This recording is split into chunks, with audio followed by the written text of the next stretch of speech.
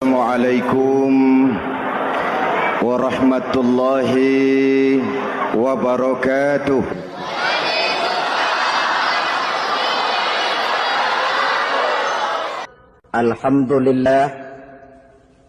Alhamdulillahillazi ja'ala ramadhana shahra as-siyama lilmu'minin. Wassalatu wassalamu ala ashrafil anbiya'i wal mursalin Sayyidina wa maulana Muhammadin wa ala alihi wa ashabihil mujahidin at-tahirin, amma ba'du. Ma'asyiral muslimin rahimakumullah. Dari jumlah 12 bulan yang ada dalam agama kita, yang dihitung sejak Muharram sampai dengan bulan Zulqa'dah, maka Ramadan mendapat gelar Sayyidus Syuhur.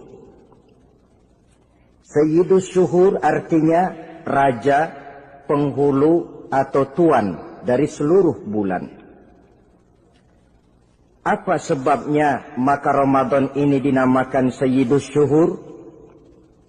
Sebab yang pertama, Ramadan dipilih oleh Allah menjadi bulan tempat di mana pertama kali diturunkan ayat-ayat suci Al-Quranul Karim. Allah tidak memilih Rabiul Awal, tidak Rajab, tidak pula Sya'ban misalnya, tetapi dipilihnya Ramadan untuk menjadi bulan di mana diturunkan ayat-ayat suci Al-Quranul Karim. Seperti yang dijelaskan dalam surah Al-Baqarah ayat 185, A'udzu billahi minasyaitonir rajim. Syahrul Ramadan allazi unzila fihi al-Qur'an hudan lin-nasi wa bayyinatin minal huda wal furqan. Bulan Ramadan, bulan di mana diturunkan di dalamnya Al-Qur'anul Karim yang merupakan petunjuk dan jalan menuju petunjuk bagi orang-orang yang beriman. Oleh sebab itu, salah satu bentuk ibadah yang sangat dianjurkan di bulan Ramadan diantaranya ialah memperbanyak membaca ayat-ayat suci Al-Quranul Karim. Yang kedua, Ramadan disebut Sayyidus Syuhur karena di dalamnya ada satu malam yang bobotnya khairun min alfi syahr. Satu malam tetapi lebih baik daripada 1000 bulan. Itu dinamakan dengan Lailatul Qadar. 1000 bulan kira-kira 83 tahun. Nilai ibadah di malam itu lebih baik daripada nilai ibadah 83 tahun. Padahal umur orang sekarang kan jarang yang sampai 83 tahun. Bagaimana ini harus kita pahami? Ma'asyiral muslimin, sejak kita akil balik sampai kepada usia kita yang sekarang ini, kalau kita mau jujur bercermin, rasanya kita harus mengakui banyak dosa dan kesalahan yang pernah kita kerjakan. Kalau kita berbuat dosa selama 40 tahun, kemudian kita bertaubat 20 tahun lamanya, kalau menurut rumus dagang, ini kan belum tertutup. Dosa 40 tahun ditebus dengan taubat 20 tahun. Tapi haruskah dosa tidak terampuni? Allah Subhanahu wa ta'ala Maha Penyayang. Disediakannya malam-malam yang istimewa, yang punya nilai khusus. Seolah-olah Allah berkata, hai manusia, kau tidak perlu putus asa.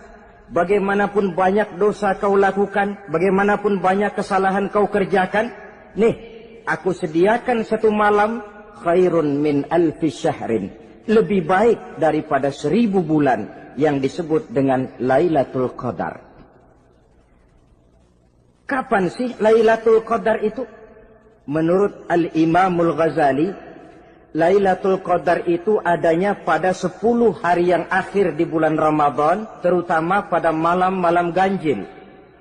Malam 21, 23, 25, 27, dan 29. Tapi orang yang ingin menemukan Lailatul Qadar, dia harus sudah berjaga sejak awal Ramadan. Jadi nggak boleh pakai ilmu ngincer. Tahu ilmu ngincer? Tanggal 20 Ramadan nggak terawih, 21 terawih, 22 perek lagi, 23 masuk lagi, 24 nggak ke masjid. Temennya tanya, kenapa nggak ke masjid? Ini kan bukan malam ganjil, nggak turun Lailatul Qadar. Saya kira yang kayak begini dapatnya bukan Lailatul Qadar, boleh jadi Lailatul Qadar.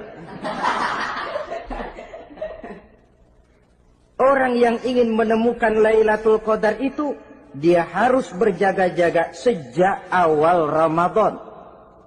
Inilah di antara tugas kita, memanfaatkan waktu-waktu yang punya nilai istimewa. Itu ada dalam agama. Dalam setiap minggu ada hari istimewa. Dalam setiap hari ada jam-jam istimewa. Dalam setiap tahun ada bulan istimewa. Coba, dalam setiap minggu ada hari istimewa, hari Jumat. Dalam setiap hari ada jam-jam istimewa, sepertiga malam yang terakhir. Antara jam 2 sampai menjelang fajar di kala subuh, itu saat-saat istimewa. Di samping saat istimewa, Allah pun menyediakan tempat-tempat yang istimewa. Solat di Masjidil Haram, pahalanya 100.000 kali ketimbang solat di masjid-masjid lain. Begitu di Masjid Nabawi misalnya, ini tempat yang istimewa.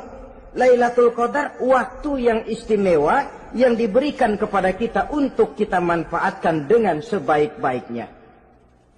Toh dalam kehidupan bernegara saja misalnya, kan pada setiap tanggal 17 Agustus itu presiden memberikan grasi ampunan kepada para entah itu tahanan politik dan sebagainya. Ada yang mendapat potongan tahanan. Waktu-waktu yang istimewa. Inilah sebab kedua kenapa Ramadan dinamakan Sayyidus Syuhur. Sebab yang ketiga, Ramadan disebut Sayyidus Syuhur karena di dalamnya nilai kebajikan berlipat ganda adanya. Satu hadis menjelaskan, "Lau ta'lamu ummati ma fi Ramadan, latamannau an takuna as-sanatu kullaha Ramadan." Andai kata umatku tahu keistimewaan apa yang ada di dalam bulan suci Ramadan, niscaya mereka ingin agar sepanjang tahun isinya Ramadan saja. Apa sebabnya? Li'annal hasanata fihi mujtami'atun. Di dalam bulan Ramadan itu berkumpul segala macam kebajikan. Wa ta'atu maqbulatun.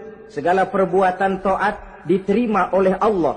Wa da'awati mustajabatun. Segala macam doa dan permohonan dikabulkan oleh Allah. Wa dzunuba maghfuratun. Dan segala macam dosa diampuni oleh Allah Subhanahu wa ta'ala. Berlipat gandanya nilai kebajikan yang kita kerjakan di bulan suci Ramadan.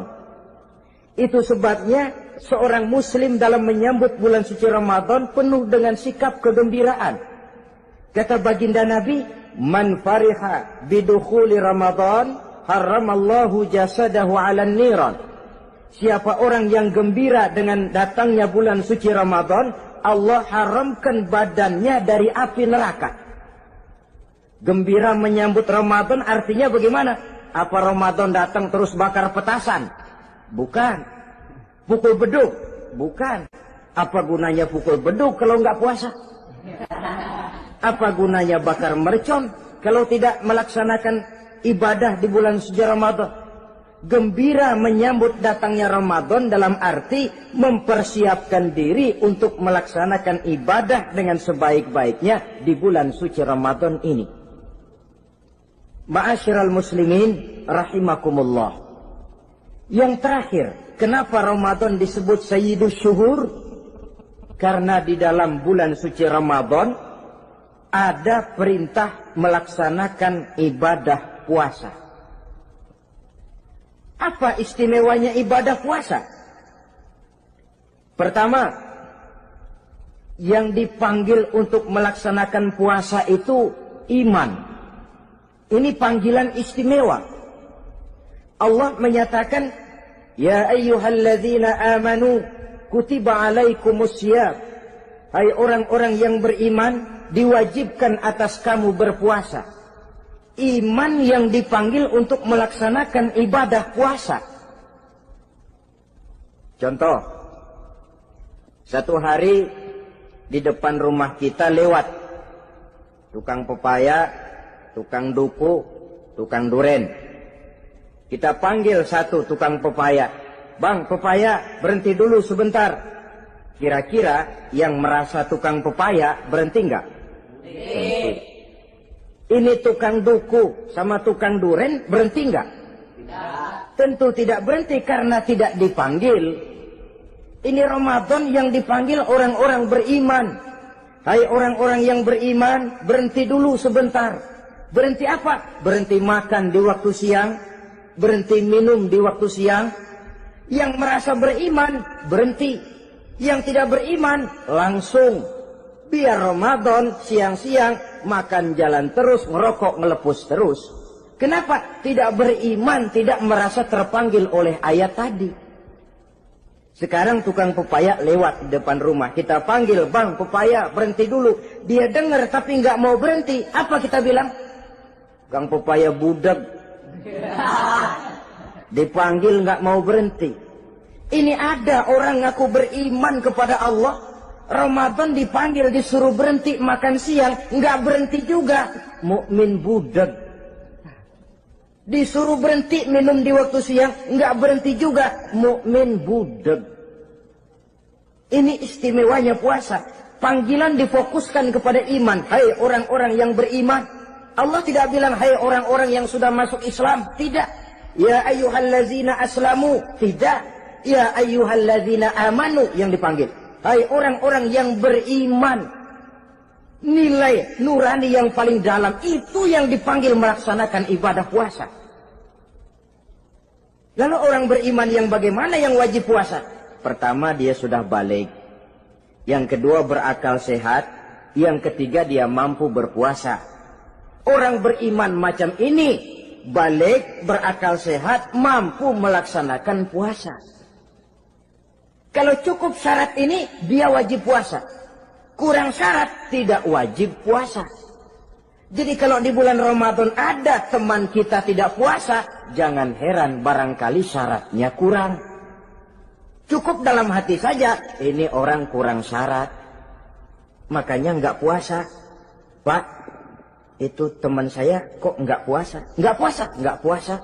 Dia bukan orang beriman kali ah. Orang yang tidak beriman itu tidak wajib puasa. Beriman kok pak? Iman. Tapi nggak puasa. Nggak puasa. Belum balik kali ah. Belum balik. Cuma badan doang gede. Bongsor kali itu. Belum balik. Sudah kok pak, sudah balik. Sudah balik, sudah. Tapi nggak puasa. Enggak. Gila kali dia ah. Gila kali sebab orang yang tidak berakal itu tidak wajib puasa. Waras pak dia tidak gila, tidak gila, tidak. Barangkali dia tidak mampu melaksanakan puasa karena terkena uzur syar'i. Ini keistimewaan puasa yang pertama yang dipanggil melaksanakannya iman. Keistimewaan yang kedua, oleh karena yang dipanggil iman, maka puasa dinamakan ibadah sirriyah. Ibadah rahasia. Kalau kita sembahyang, orang lihat kan? Lihat enggak? Lihat. Kita bayar zakat, orang tahu. Kita pergi haji, apalagi pergi haji, sekampung nganterin. Tapi kita puasa atau tidak puasa, yang tahu kan cuma kita dan Allah saja. Pura-pura sedekah, nggak bisa. Pura-pura sholat, ketahuan. Gerakannya mesti canggung. Pura-pura pergi haji, kemana perginya? Tapi pura-pura puasa, gampang. Namanya ibadah sirriyah. Bulan puasa, jam 8 pagi, makan. Keluar rumah, bibir lap yang kering. Jalan lemesin dikit. Ada angin, belaga miring. Temennya tanya, lo lemes amat, gue lagi puasa nih. Orang lain bisa dibohongi. Sebab puasa memang merupakan ibadah sirriyah yang tahu cuma kita dan Allah saja. Karena dia ibadah rahasia, puasa ini sulit terkena penyakit riya. Ibadah yang lain karena kelihatan orang, gampang kena penyakit riya, to show only. Sholat karena kelihatan orang, gampang kena penyakit riya. Karena saya jadi imam, misalnya di belakang saya lihat ada mertua, wah, saya bikinlah sembahyang saya mantap-mantap. Pakai serban, pakai siwak. Bahasanya saya paseh-pasehin. Kayak orang 16 tahun di Mekah. Wah, ufoli, warwal, maghribi, salasa raka'atin. Allahu Akbar. Surahnya saya cari yang panjang-panjang. Paling pendek sabihis sama wadduha. Akibat apa itu? Riya, di belakang ada calon mertua. Tapi kalau sholat sendirian dalam kamar, boro-boro pakai serban dan siwak, kadang-kadang kaos kutang saja cukup. Surahnya jangan sabihis sampai wadduha, langganannya inna a'toinakal kautsar sama qul huwallahu ahad. Karena sholat terlihat orang, mudah kena penyakit riya. Sedekah pun begitu. Mulanya niatnya cuma mau sedekah 5.000. Karena ada orang yang disedekahani, naik 10.000. Yang 5.000 sudah karena orang. Jadi ibadah yang lain itu mudah terkena riya, tapi juga mudah dinilai orang. Kita bisa saja bilang, itu orang sholatnya khusyuk ya. Kenapa? Kelihatan dari gerakannya. Itu orang hajinya mabrur ya. Kenapa? Kelihatan dari tingkah lakunya setelah pulang haji. Itu orang sedekahnya berani ya. Kenapa? Ketahuan dari jumlahnya. Ibadah yang lain bisa dinilai, tapi puasa nggak bisa dinilai. Itu orang puasanya mantap bener ya. Kenapa? Beludah melulu. Itu bukan ukuran. Itulah sebabnya dia dinamakan ibadah sirriyah, ibadah yang abstrak, yang tahu cuma si pelaksana dan Allah saja. Ini keistimewaan puasa yang kedua. Yang ketiga, saudara-saudara, kalau ibadah-ibadah yang lain, ganjaran pahalanya itu dijelaskan oleh Allah. Sedekah kalau ikhlas pahalanya begini. Haji kalau mabrur pahalanya ini. Sembahyang berjamaah pahalanya ini. Untuk puasa tidak. Puasa Allah cuma bilang as-siyamu li wa ana ajzi bihi. Puasa adalah untukku, aku yang akan membalasnya. Berapa besar balasannya tidak dijelaskan oleh Allah. Apa artinya ini? Kalau saudara kerja, mandor bilang, sampean kerja sama saya, gaji 1 hari 5.000. Ketahuan kan, sehari 5.000. Kita bisa kong kalingkong, ada mandor rajin, nggak ada mandor kendor. Pokoknya sehari 5.000. Tapi kalau mandor cuma bilang, kau kerja sama aku, soal gajimu nanti aku yang atur. Tidak dijelaskan berapanya, nanti aku yang atur. Ini kan mestinya kita kerja hati-hati. Sebab apa? Mungkin gaji kita lebih besar dari jumlah 5.000 kalau kerjaan memuaskan. Mungkin tidak digaji sama sekali kalau kerjaan berantakan. Tidak dijelaskannya pahala puasa menjadi sugesti bagi kita untuk melaksanakan ibadah ini dengan sebaik-baiknya. Mungkin gaji sangat besar, mungkin tidak digaji sama sekali. Sebab kata Nabi, kam min shaimin laisa lahu min siyamihi illa al-ju' wal 'atsh. Berapa banyak orang puasa, dia tidak memperoleh apa-apa dari puasanya kecuali lapar dan haus saja. Puasa sah, kewajiban gugur, nilai 0. Tidak dapat apa-apa kecuali lapar dan haus. Jadi inilah keistimewaan daripada ibadah puasa. Saudara hadirin yang saya hormati, kemudian apa sih perlunya kita melaksanakan ibadah puasa ini? namanya syahwat. Kalau itu kita kendalikan, maka langkah hidup ini akan menjadi lurus karenanya. Benar kalau Nabi menyatakan, "Iza jaa Ramadan, futihat abwabus sama, wa ghulliqat abwabun nar, wa sufsidatis sayatin." Apabila datang bulan suci Ramadan, dibuka pintu langit, dibuka pintu surga, ditutup pintu neraka, dan diikat setan-setan itu. Siapa yang ikat setan? Puasa kita. Dengan puasa kita mengendalikan nafsu. Kalau nafsu kita kendalikan, setan nggak berkutik. Jadi yang mengendalikan nafsu itu nilai puasa. Nafsu terkendali, setan terikat. Kalau puasa, kalau nggak puasa, setannya ngebludak. Jadi jangan digambarkan, wah kalau bulan puasa setan dirantai. Rantainya kayak apa? Yang rantai siapa? Arti setan diikat di sini ialah nafsu dikendalikan. Dengan apa? Mengatur makan dan minum. Puasa kan sebenarnya logikanya mengatur perpindahan waktu makan dan minum saja.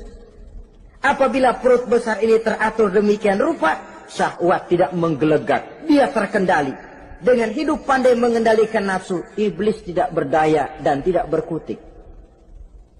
Ma'asyiral muslimin rahimakumullah, Nabi bersabda, "La yu'minu ahadukum hatta takuna hawahu taba'an lima ji'tu bih." Belum sempurna iman kamu kalau nafsumu belum ikut apa yang aku bawa. Yang dibawa Nabi tidak lain daripada syariat, termasuk di dalamnya pelaksanaan ibadah puasa. Karena itu saya pesan kepada seluruhnya, jangan kalau puasa kayak orang ngancem. Siang bisa mengendalikan nafsu, tapi begitu maghrib berbunyi, nafsu sudah tidak terkendalikan lagi. Itu namanya puasa orang ngancem. Kayaknya, biarin siang gua tahan, ntar lo maghrib. Begitu maghrib berbunyi, sudah macam bendungan pecah. Semua isi meja pindah ke perut.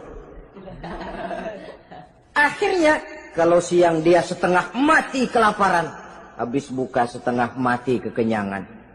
Dua-duanya jelek. Kalau sudah kekenyangan, yang enak kan ngukur balik. Tidur. Maghrib liwat, isya out, trawek boten.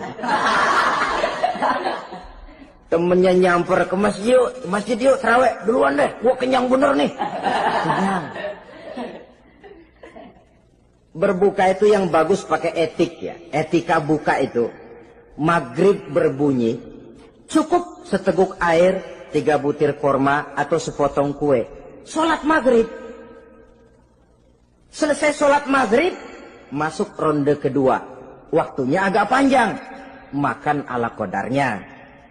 Selesai makan, berangkat ke masjid, isya, tarawih.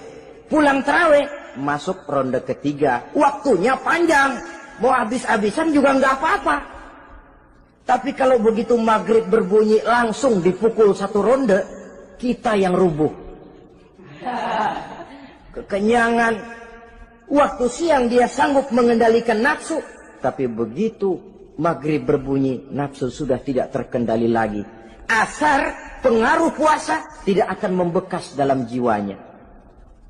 Siang jelas puasa, nggak boleh ngerokok. Begitu maghrib sampai imsak kayak lokomotif, kelebul, nggak berhenti-berhenti. Tidak lagi sanggup mengendalikan diri, mumpung boleh katanya. Sampai pernah kejadian ada orang bangun sahur kesiangan, bingung dia waktunya tinggal dikit. Mau sahur dulu nggak keburu ngerokok, mau ngerokok dulu takut nggak keburu sahur, akhirnya bareng. Sebelah nyuap nasi, sebelah ngerokok. Itu macam mana rasanya kalau sudah kayak begitu? Padahal pengaruh daripada melaksanakan puasa akan terlihat dari sejauh mana seseorang dalam hidup mampu mengendalikan nafsu. Bukan pada waktu memang dilarang, tapi pada waktu diizinkan. Di situ yang paling kelihatan. Kalau waktu siang saudara mampu mengendalikan nafsu, itu jelas saja memang seharusnya wong puasa. Malam dalam keadaan makan boleh, minum boleh, masih mampu mengendalikan nafsu. Dalam arti makan dan minum pada batas yang wajar saja. Itulah yang dikehendaki dari melaksanakan ibadah puasa. Sehingga ibadah itu membekas dan ikut membentuk kepribadian orang. Sekali lagi, jangan cuma waktu siang saja bisa mengendalikan nafsu. Di waktu malam pun dalam kondisi yang memang dihalalkan, kita juga hendaknya mampu mengendalikan nafsu. Jadi inilah perlunya puasa yang pertama, supaya kita bisa mengendalikan nafsu. Yang kedua, puasa itu melatih kita hidup sederhana. Orang sufi mengajarkan, orang yang paling kaya ini sebenarnya orang yang hidupnya paling cukup. Sedangkan orang miskin adalah orang yang kebutuhannya kelewat banyak. Maka yang paling kaya, bahkan yang maha kaya, itu sebenarnya cuma Allah. Sebab apa? Dia nggak perlu apa-apa. Makin banyak keperluan kita, makin miskin kita. Coba orang puasa lihat. Kalau sudah jam 2, jam 3, itulah barangkali memang termasuk godaannya dalam melaksanakan ibadah puasa. Kalau jam 1 siang, jam 2 siang, jangankan makanan enak, nangka busuk kita lihat legit. Barangkali cobaan di dalam melaksanakan ibadah puasa. Tapi kalau sudah maghrib berbunyi, berbuka kita kena seteguk air, sepotong roti, 3 butir korma, kenyang rasanya. Kemana keinginan yang tadi begitu menggebu-gebu? Oh, bisikan nafsu rupanya itu. Makin dalam kita merenung, makin sampai kita kepada bentuk kesederhanaan di dalam hidup ini. Puasa membentuk pribadi seorang muslim untuk jauh daripada sifat tamak bin rakus alias serakah. Tamak itu berasal dari kalimat toma dalam bahasa Arab yang sifatnya sudah terukir dari hurufnya. Huruf to, tengahnya bolong. Huruf mim, tengahnya bolong. Huruf ain, mulutnya mangap, perutnya gede. Jadi orang tamak macam itulah. Apapun yang diberikan Allah tidak pernah ada cukupnya dan tidak pernah ada syukurnya. Sehingga Nabi menjelaskan, lau anna libni Adam wadiyani min zahabin labtagha lahuma thalisan wala yamla'u jawfa ibn Adam illa turab. Andai kata manusia mempunyai 2 buah ladang yang seluruhnya emas, tidak usah kepalang tanggung, ladang emas, 2 ladang semuanya ladang emas, dia tidak akan puas, dia akan mencari lagi ladang yang ketiga. Wala yamla'u jawfa ibn Adam illa turab. Mulut manusia ini memang tidak akan pernah penuh kecuali kalau sudah diisi dengan tanah. Kapan diisi dengan tanah? Kalau sudah menghadap ke arah kiblat di liang lahat, nah itu baru mulut udah nggak ngerawil, diam, tenang, kalem, diisi dengan tanah. Dengan demikian kita lihat bahwa puasa makin kita hayati, makin dekat kita kepada kesederhanaan di dalam kehidupan ini. Islam tidak melarang orang untuk kaya, untuk punya harta. Yang dilarang ialah sifat rakus, serakah, dan tamak. Karena ini akan membuat orang melakukan segala macam cara, ingkar kepada nikmat Allah, tidak pandai bersyukur, pandangan matanya selalu diarahkan ke atas. Dikala hidupnya sudah serba cukup, dia masih merasa kurang. Sebab itu dia selalu kurang. Dia sudah kaya tapi masih merasa miskin saja, maka hidupnya pun miskin terus. Saudara-saudara ma'asyiral muslimin, ini hikmah yang kedua kenapa kita perlu puasa. Yang ketiga, puasa itu melatih kita cinta kepada fakir miskin, orang-orang yang tidak mampu, yang memerlukan pertolongan. Bagaimana caranya? Dunia pendidikan berkata bahwa pendidikan akan lebih berhasil kalau bersifat audiovisual. Mengajar anak berenang, bawa ke kolam. Mengajar anak naik sepeda, berikan sepedanya. Mengajar orang cinta fakir miskin, rasakan apa yang dirasakan oleh fakir miskin. Apa itu? Lapar, haus. Kan nggak bisa ngajarin anak berenang teori saja. Ke kolam nggak pernah. Teori hafal luar kepala. Gaya dada begini, gaya 200 meter begini, gaya kupu-kupu begini, gaya bebas begini. Teori hafal ke kolam nggak pernah. Sekali terjun gaya batu. Sudah nggak timbul-timbul lagi.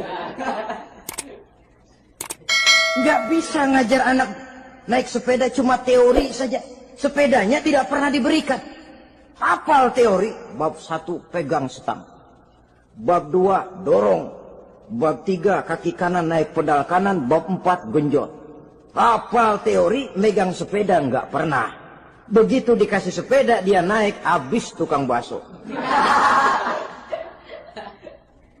Pun mendidik orang cinta kepada fakir miskin tidak bisa cuma lewat seminar, kongres, penataran, indoktrinasi. Diadakan simposium, seminar, diskusi supaya orang cinta kepada fakir miskin, tapi yang bicara orang kenyang semua. Bagaimana hati ini mau peka? Islam itu nggak usah banyak teori lah. Rasakan saja lapar, haus, enak nggak? Kalau kau tahu lapar dan haus tidak enak, kau lapar haus cuma sebentar. Habis maghrib, laparmu hilang, hausmu hilang. Bagaimana saudara-saudaramu muslimin yang terkapar di kolong-kolong jembatan? Yatim piatu yang hidup terlunta-lunta. Perempuan-perempuan tua hidup miskin, anak pun banyak perlu uluran tangan. Lapangan kerja sulit, persaingan hidup makin tajam. Meringkuk mereka di sudut-sudut kehidupan. Beratap langit, beralas bumi, tanpa tahu kapan hidup dan nasibnya akan berubah. Di situ pekalah hati untuk hidup tidak cuma buat kepentingan diri dan perut sendiri saja, tapi mampu memberikan pertolongan sesuai dengan kemampuan kepada mereka yang memang memerlukan. Sebuah hadis menyatakan, irhamu ahlal ardi yarhamkum man fis sama. Sayangilah apa yang ada di permukaan bumi, nanti yang di langit akan sayang kepadamu. Si kaya sayang kepada yang miskin lalu menolongnya. Yang alim sayang kepada yang awam lalu membimbingnya. Yang pemimpin sayang kepada rakyat lalu melindunginya. Yang di langit akan sayang kepada kita, akan turun rahmah berlimpah, akan tercipta keberkahan dan ketenangan dalam hidup. Tapi kalau sebaliknya, yang kaya malah nyantap yang miskin, yang pemimpin malah menggilas yang rakyat, yang alim malah membodoh-bodohi orang yang memang sudah bodoh, akan terwujudlah malapetaka. Bukan rahmah yang turun dari langit, tapi azab akan menimpa kita semua. Orang yang menghayati lapar, menghayati haus, akan timbul kepekaan sosial. Hidup tidak cuma untuk diri sendiri saja, tapi mampu melihat lingkungannya. Yang keempat, kita perlu puasa untuk menumbuhkan sifat jujur dan disiplin. Coba lihat, kalau tengah hari bulan puasa, andai kata saudara masuk ke dalam kamar seorang diri, saudara kunci dari luar, lalu saudara makan, tidak seorang pun tahu. Tapi kenapa itu tidak kita lakukan? Ada semacam perasaan malu. Malu kepada Allah. Iya, orang lain tidak tahu. Iya, manusia bisa saya bohongi, tapi Allah. Atau umpamanya waktu sholat zuhur, saudara sholat zuhur di masjid, umpama ketika ngambil air wudhu, giliran ke kemur, saudara korupsi dikit aja, telan. Jangan Nabi sumu tasihhu, berpuasalah kamu, badanmu akan sehat. Sebab apa? Saya katakan tadi, semua energi dihasilkan dari perut besar sini. Itu makanan yang kita makan, mulai dari keju sampai singkong, mulai dari hamburger sampai combro, masuk perut besar, digiling, lalu ditransfer ke seluruh tubuh oleh perut besar ini. Mekanisme kerjanya persis pabrik besar yang kalau kita hayati, Allahu Akbar, Fatabarakallah ahsanul khaliqin. Ini tangan supaya kuat kerja perlu vitamin apa? Kirim ke tangan. Mata supaya awas perlu vitamin apa? Kirim ke mata. Bibir supaya nggak pecah perlu vitamin apa? Kirim ke bibir. Oleh perut besar ditransfer ke seluruh tubuh. Sisanya yang nggak perlu keluar jalan belakang. Kalau perut besar ini terus-menerus bekerja, ibarat mesin diforsir, dia akan cepat rusak. Maka datang bulan Ramadan, perut besar itu jangan terlalu diporsir. Diberikan tenggang waktu istirahat. Sehingga Nabi memberikan jaminan sumu tasihhu. Berpuasalah kamu, pasti kamu akan sehat. Buktinya orang mati kelaparan banyak, tapi yang mati karena puasa, kalau puasanya betul, nggak ada. Maka Islam itu agama yang sesuai dengan fitrah ya. Buktinya apa? Puasa wisol itu bukan saja tidak boleh, tapi haram. Puasa wisol artinya puasa nyambung. Dari pagi sampai maghrib, sampai malam, sampai besok pagi lagi terus-terusan puasa. Haram. Karena itu bertentangan dengan fitrah. Islam tidak cukup dari waktu imsak sampai datang waktu maghrib. Kenapa? Menurut perhitungan itu sesuai dengan daya kemampuan maksimal manusia. Sudah diukur itu. Allah yang bikin manusia kok. Jadi kalau Allah perintah puasa, itu sudah dalam kemampuan daya tampung dari kapasitas yang dimiliki manusia. Orang mati kelaparan banyak, yang mati karena puasa nggak ada. Belum pernah saya dengar ada warta berita, sari berita-berita penting dalam siaran ini, gara-gara bulan puasa orang Islam pada mati. Nggak ada.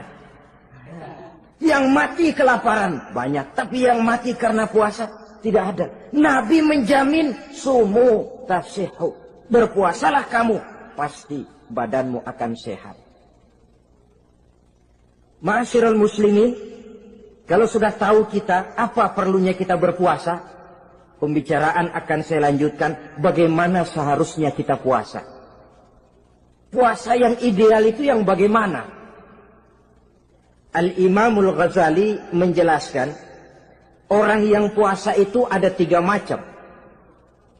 Pertama, saumul awam. Puasanya orang kebanyakan.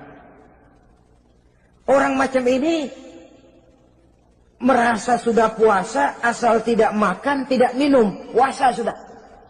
Pokoknya tidak makan, tidak minum, itulah puasa. Ini puasanya orang awam. Matanya tidak pernah puasa. Kupingnya tidak puasa, kakinya tidak puasa, tangannya tidak puasa. Ini puasa orang awam, kebanyakan. Hasilnya tidak mustahil seperti yang dikatakan Nabi tadi. Berapa banyak orang puasa tidak mendapat apa-apa dari puasanya kecuali lapar dan haus. Puasa sah, kewajiban gugur, nilai 0. Kan rugi ibadah semacam itu. Sebab jangan lupa, yang membatalkan itu kan 2. Ada yang membatalkan pahala puasa, ada yang membatalkan puasa. Bedanya apa? Kalau puasa batal, pahala jelas batal. Tapi kalau pahala yang batal, puasanya mungkin sah. Kewajibannya gugur, tapi pahala tidak ada. Kalau yang membatalkan puasa sih umumnya kita bisa jaga itu. Sebab apa? Masalahnya konkret, kelihatan. Apa yang membatalkan puasa? Misalnya makan dan minum yang disengaja walaupun sedikit. Batal. Sedikit tapi sengaja tidak mengenyangkan, batal. Mamanya pentol korek yang kecil itu. Sengaja telan waktu puasa, batal. Kan sedikit pak, nggak kenyang kok. Sengaja. Sengaja itu yang bikin batal. Tapi kalau tidak sengaja seperti lupa, itu tidak batal. Misalnya hari pertama puasa, di sembahyang subuh tidur, bangun jam 8, lupa kebiasaan, langsung aja nyerbu ke dapur. Dapat sepiring setengah, ingat. Astagfirullah, lagi puasa, betul. Setelah ingat bagaimana? Yang masih ada di mulut keluarkan, berkemur, lanjutkan puasanya, sah. Perkara sepiring setengah yang udah kadang masuk bagaimana Pak? Itu rezeki. Lawang orang lupa. Lupa itu kan jenis yang ma'fu anhu. Jenis yang dimaafkan. Makan dan minum yang disengaja walaupun sedikit. Batal. Batal puasanya. Apalagi muntah yang disengaja. Batal puasa. Ukuran sengaja kan kita tahu. Apalagi hilang akal. Seperti gila atau pingsan. Batal puasa. Apalagi hubungan suami istri di waktu siang secara sengaja. Batal. Kalau sengaja. Kalau nggak sengaja, enggak. Namanya nggak sengaja. Umpamanya, saya nggak sengaja Pak, tahu-tahu udah nyampe situ, gimana? Yang nggak batal, cuma begitu ingat, buru-buru selesai mandi, lanjutkan puasanya, sah. Jangan begitu ingat sih ingat Pak puasa, cuman tanggung. Nah, ini tanggung ini yang bikin jadi batal. Dan jangan lupa, orang yang membatalkan puasa karena hubungan suami istri, dendanya paling berat. Seorang sahabat pernah lapor, halaktu ya Rasulullah. Ya Rasul, celaka saya. Ma'ahlakak, apa yang bikin kamu celaka? Saya lagi puasa Ramadan ya Rasulullah, saya nggak tahan. Lalu, saya nyelonong sama istri saya. Pengantin baru ini rupanya. Nyelonong bagaimana? Ya nyelonong.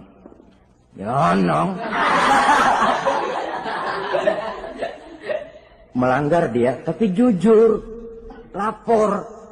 Kata Rasul, ya sudah, bayar dendanya. Dendanya apa ya Rasulullah? Bebaskan budak. Aduh, saya nggak punya budak ya Rasulullah. Tidak punya? Tidak punya. Puasa 2 bulan berturut-turut. Tidak boleh diselang-seling. Syahraini mutatabi'aini. 2 bulan berturut-turut. Tidak boleh diselang-seling. Gimana? Sanggup puasa 2 bulan berturut-turut? Enggak kuat ya Rasulullah. Enggak kuat? Enggak kuat. Ramadan yang sebulan aja saya nyelonong. Apalagi 2 bulan. Kalau kau tidak kuat juga, beri makan 60 fakir miskin. 1 orang 1 mod. Ya Rasulullah. Apalagi? Jangan memberi makan 60 fakir miskin. Kalau istri saya di rumah sehari masak 3 hari libur. Saya orang susah ya Rasulullah. Saya pikir lagian ya orang kebangetan juga. Sudah melarat sama larangan berani. Rasul masuk ke dalam kamar, keluar kembali bawa sekeranjang kecil kurma. Kalau kau tidak punya apa-apa, bawa pulang ini. Sedekahkan kepada orang-orang miskin di kampungmu sebagai pembayar dendamu. Ya Rasulullah. Apalagi? Di kampung saya itu yang paling miskin saya. Waduh, rusak bener ini orang. Apa marah Rasul? Beliau malah senyum. Ya sudah, kalau memang yang paling miskin kamu, bawa pulang saja itu kurma, beri makan anak istrimu di rumah. Orang ini udah melanggar larangan, dapat kurma lagi. Yang kedua, watak hukum Islam itu elastis, fleksibel, tidak kaku. Tidak kalau sudah begitu ya mesti begitu, itu tidak. Yang sering kaku kan kitanya umat Islam di dalam memahami Islam. Saudara hadirin yang saya hormati, yang tidak boleh itu pun di waktu siang. Kalau malam sejak maghrib sampai sebelum imsak, pada awal perintah puasa tidak boleh. Tapi ternyata banyak juga yang nyerempet-nyerempet. Sampai Allah turunkan, uhilla lakum lailatas siyami arrafasu ila nisaikum. Dihalalkan bagi kamu pada malam puasa bergaul dengan istrimu. Jadi barangkali di antara pendengar ini ada yang pengantin baru, tolong sabarlah di waktu siang. Tunggu maghrib berbunyi. Kalau sudah maghrib habis buka, mau buka lagi juga nggak apa-apa. Terserah saja. Ini yang membatalkan puasa. Yang kita sulit mengontrol, yang membatalkan pahalanya. Apa misalnya? Ngomong-ngomongin orang. Puasa. Ngomongin orang jalan terus. Itu ya tetangga kita. Kenapa emang? Oh, kita sih bukan ngomongin orang ini. Bukan ngomongin orang katanya. Ngomongin tuyul. Bohong. Orang puasa bohong, apa puasanya batal? Tidak. Puasanya sah. Yang batal mungkin pahalanya. Saudara-saudara, ma'asyiral muslimin rahimakumullah. Mata, terutama di kota-kota besar, menjaga mata ini. Kadang-kadang kita nggak pengen lihat, tapi kelihatan. Sebab itu memang yang tidak boleh ngeliatin. Kalau kelihatan, lain. Kelihatan itu kan rezeki. Orang kita nggak mau tapi kelihatan. Yang kelihatan itu sebentar. Kata Imam Ali, nazaratul ula laka wa tsaniyatu alaika. Pandangan pertama untukmu, yang kedua atasmu. Jadi begitu kelihatan, ya sudah. Jangan kelihatan tapi manteng aja nggak mau. Jadi mantengnya ini yang jadi urusan. Saudara hadirin yang saya hormati, dengan kata lain, berusahalah kita untuk puasa zahir batin. Itu yang pertama tadi. Puasa tingkatnya orang saumul awam disebut. Tingkat yang kedua, saumul khawas. Puasanya orang khusus. Bagaimana ini? Di samping tidak makan dan tidak minum, panca inderanya sudah ikut puasa. Matanya puasa. Kupingnya puasa. Asal ada diajak ngomong-ngomongin orang, maaf ya, kuping saya lagi puasa. Kakinya puasa, diajak jalan ke tempat yang tidak baik, dia bilang, maaf saja, kaki saya lagi puasa. Diajak nyolong, maaf, tangan saya lagi puasa. Tidak cuma sekedar tidak makan dan tidak minum, panca inderanya sudah ikut puasa. Sekurang-kurangnya, seperti inilah puasa kita. Zahir, batin. Nah, yang tertinggi disebut saumu khawasil khawas. Puasa orang khusus yang lebih khusus lagi. Ini sudah the first class ini. Puasanya orang fit. Bagaimana puasanya orang ini? Di samping tidak makan dan tidak minum, puasa panca inderanya, hatinya juga sudah ikut puasa dari seluruh keinginan yang selain Allah. Wah, ini kelas tinggi.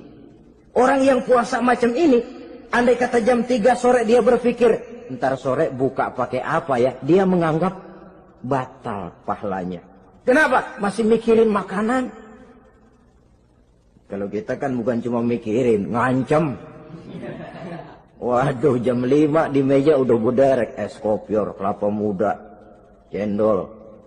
Apa yang mau diminum lebih dulu? Tingkat yang tertinggi ini, hatinya juga puasa dari semua keinginan yang selain Allah. Idealnya sekurang-kurangnya kita puasa zahir batin. Zahirnya menahan diri dari yang membatalkan puasa, batinnya mencegah diri dari yang membatalkan pahala puasa kita itu. Ma'asyiral muslimin rahimakumullah. Terakhir, Rasulullah sallallahu alaihi wasallam membagi bulan Ramadan itu menjadi 3 bagian. Sepertiga yang pertama, tanggal 1 sampai 10 Ramadan, masa turunnya rahmah. Turunnya kasih sayang Allah. Kalau istilah sepak bola, tanggal 1 sampai 10 Ramadan ini disebut babak semifinal. Babak penyisihan. Sepak bola itu kalau baru tingkat babak penyisihan, pesertanya banyak. Seluruh kesebelasan turun bertanding. Babak penyisihan.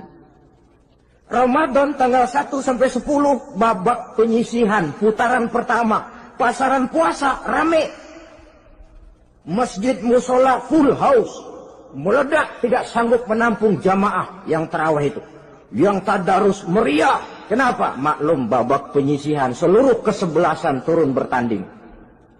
Tanggal 1 sampai tanggal 10 Ramadan.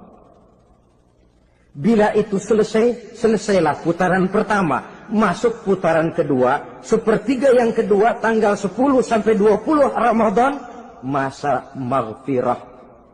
Masa turunnya ampunan dari Allah. Masuk babak semifinal. Sepak bola itu kalau sudah babak semifinal, itu kan sudah banyak kesebelasan yang masuk kotak. Maka 10 Ramadan ke atas, pasaran puasa mulai menurun. Yang enggak puasa mulai nekat. Yang tadarus sudah mulai sayup-sayup sampai. Sementara barisan orang sembahyang tarawih di masjid mulai mengalami kemajuan dengan pesatnya. Barisannya makin maju ke depan. Maklum, tidak semua kesebelasan tangguh. Ada yang sejak bertanding sudah berhitung. Kita sih bakalan kalah jelas, yang penting main aja dulu dah. Ada yang rajin ke masjid, motifnya lain, ada. Karena ikut-ikutan teman, karena malu sama mertua, rajin terawih. Karena nganterin, rajin terawih. Bayangnya paling belakang berdua lagi. Malah ngeledek begitu imam waladolin, dia di belakang nyaut asik.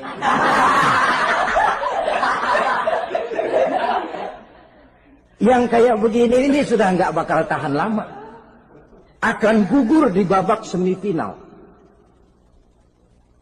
Puncaknya, putaran terakhir, tanggal 20 sampai akhir Ramadan, masa itkun minan nar, masa pembebasan dari api neraka.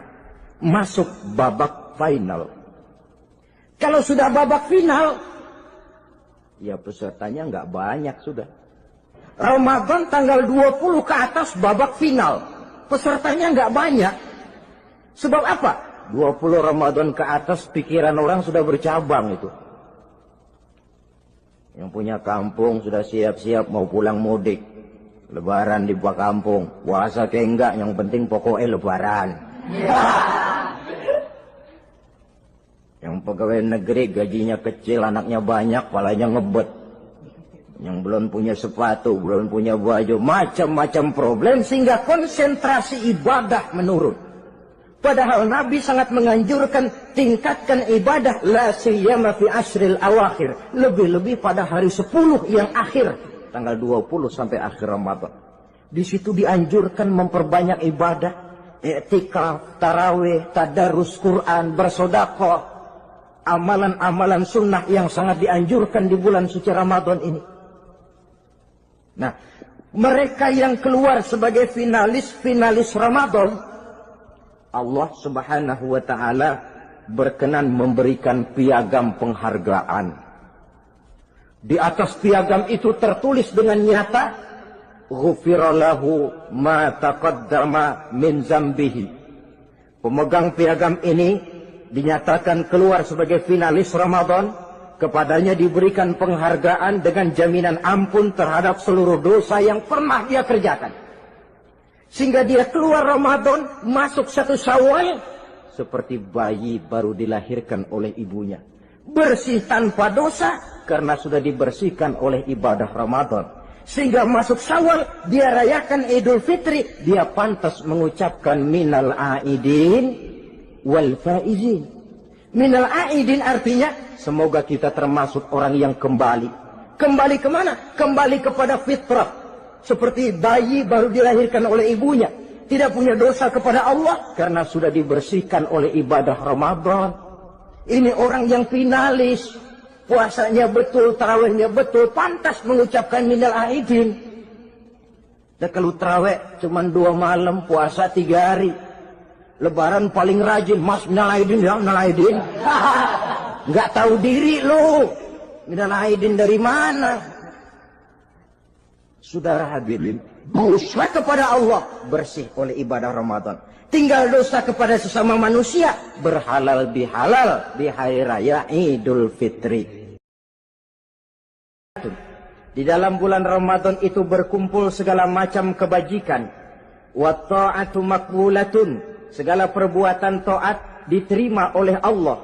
wa da'awati mustajabatun, segala macam doa dan permohonan dikabulkan oleh Allah, wa dzunuba maghfuratun, dan segala macam dosa diampuni oleh Allah Subhanahu wa taala. Berlipat gandanya nilai kebajikan yang kita kerjakan di bulan suci Ramadan. Itu sebabnya seorang muslim dalam menyambut bulan suci Ramadan penuh dengan sikap kegembiraan. Kata baginda Nabi, man fariha bidukhuli Ramadan haramallahu jasadahu 'alan niran. Siapa orang yang gembira dengan datangnya bulan suci Ramadan, Allah haramkan badannya dari api neraka. Gembira menyambut Ramadan artinya bagaimana? Apa Ramadan datang terus bakar petasan? Bukan. Pukul beduk? Bukan. Apa gunanya pukul beduk kalau nggak puasa? Apa gunanya bakar mercon kalau tidak melaksanakan ibadah di bulan suci Ramadan? Gembira menyambut datangnya Ramadan dalam arti mempersiapkan diri untuk melaksanakan ibadah dengan sebaik-baiknya di bulan suci Ramadan ini. Ma'asyiral muslimin rahimakumullah. Yang terakhir, kenapa Ramadan disebut Sayyidus Syuhur? Karena di dalam bulan suci Ramadan ada perintah melaksanakan ibadah puasa. Apa istimewanya ibadah puasa? Pertama, yang dipanggil untuk melaksanakan puasa itu iman. Ini panggilan istimewa. Allah menyatakan, ya ayyuhalladzina amanu kutiba alaikumussyam. Hai orang-orang yang beriman, diwajibkan atas kamu berpuasa. Iman yang dipanggil untuk melaksanakan ibadah puasa. Contoh, satu hari di depan rumah kita lewat tukang pepaya, tukang duku, tukang duren. Kita panggil satu tukang pepaya. Bang, pepaya, berhenti dulu sebentar. Kira-kira yang merasa tukang pepaya berhenti enggak? Berhenti. Ini tukang duku sama tukang duren berhenti enggak? Tidak. Tentu tidak berhenti karena tidak dipanggil. Ini Ramadan yang dipanggil orang-orang beriman. Hai orang-orang yang beriman, berhenti dulu sebentar. Berhenti apa? Berhenti makan di waktu siang, berhenti minum di waktu siang. Yang merasa beriman, berhenti. Yang tidak beriman, langsung. Biar Ramadan siang-siang makan jalan terus, ngerokok, ngelepus terus. Kenapa? Tidak beriman, tidak merasa terpanggil oleh ayat tadi. Sekarang tukang pepaya lewat di depan rumah. Kita panggil, bang pepaya berhenti dulu. Dia dengar tapi nggak mau berhenti. Apa kita bilang? Kang pepaya budak. Dipanggil nggak mau berhenti. Ini ada orang ngaku beriman kepada Allah. Ramadan dipanggil disuruh berhenti makan siang, nggak berhenti juga. Mukmin budak. Disuruh berhenti minum di waktu siang, nggak berhenti juga. Mukmin budak. Ini istimewanya puasa. Panggilan difokuskan kepada iman. Hai orang-orang yang beriman. Allah tidak bilang hai orang-orang yang sudah masuk Islam. Tidak. Ya ayyuhallazina aslamu. Tidak. Ya ayyuhallazina amanu yang dipanggil. Hai orang-orang yang beriman. Nilai nurani yang paling dalam itu yang dipanggil melaksanakan ibadah puasa. Lalu orang beriman yang bagaimana yang wajib puasa? Pertama, dia sudah balik.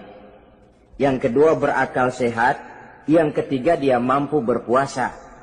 Orang beriman macam ini, balik, berakal sehat, mampu melaksanakan puasa. Kalau cukup syarat ini, dia wajib puasa. Kurang syarat, tidak wajib puasa. Jadi kalau di bulan Ramadan ada teman kita tidak puasa, jangan heran barangkali syaratnya kurang.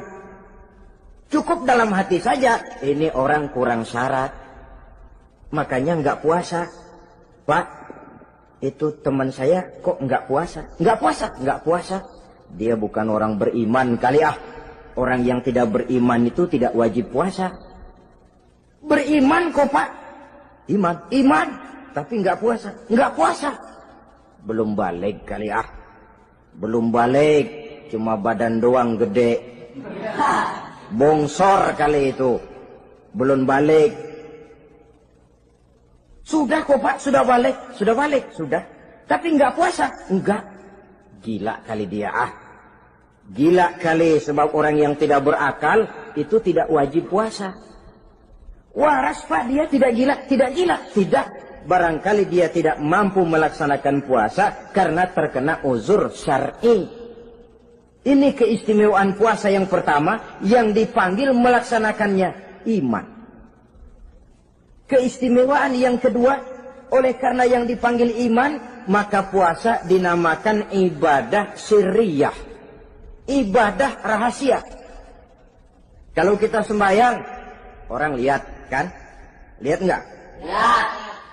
Kita bayar zakat, orang tahu. Kita pergi haji, apalagi pergi haji, sekampung nganterin.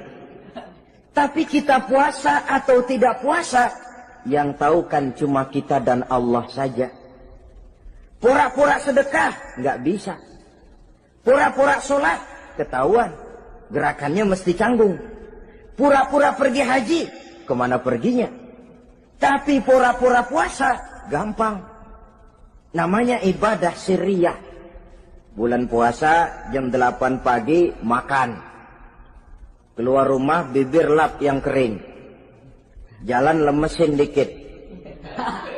Ada angin, belaga miring.